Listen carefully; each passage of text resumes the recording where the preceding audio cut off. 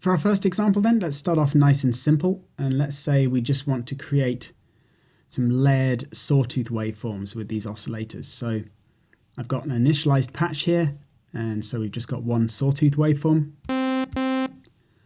So let's go straight to oscillator 2.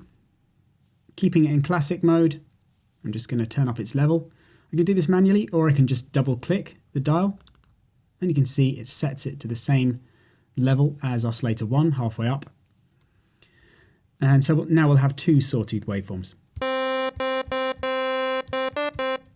What I'm going to do is slightly detune this one by rotating the fine dial a little bit in one direction.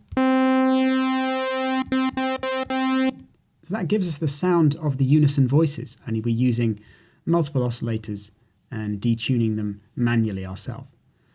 So what I'll do is go to oscillator 3 now, turn that one on. Now we have 3 sawtooth waveforms.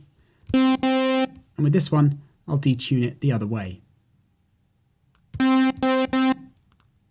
So now we have one detuned +5, the other one detuned -5, and oscillator 1 set in its default at the non-detuned pitch.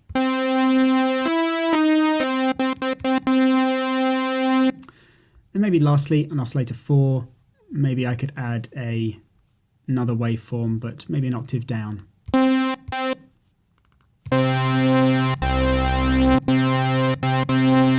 could set it to a square wave.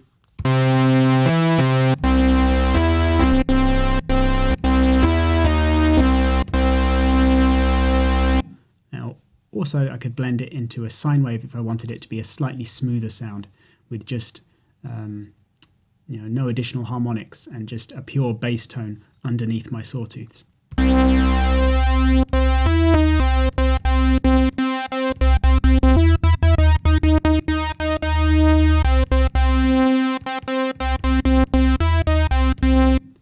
So we have quite a simple example of how to create 3 stacked and detuned sawtooths in oscillators 1 to 3, and then an additional sublayer with oscillator 4.